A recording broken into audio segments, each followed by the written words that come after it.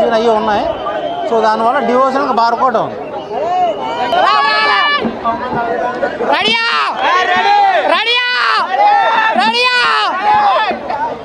ఇంట్రెల్ వెళ్ళేదాకా దయ సినిమా, ఆ తర్వాత దేవుడి సినిమా. ఎందుకో తెలుసా, ఈ సినిమాలో ఎవరున్నారు? మరో కలియుగ రాముడు, మరో కలియుగ కృష్ణుడు, మరో కలియుగ దేవుడు ప్రభాస్.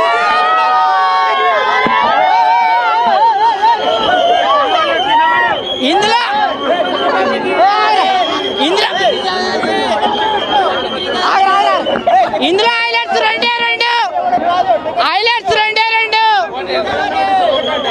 హైలైట్స్ రెండే రెండు అన్నా. హైలైట్స్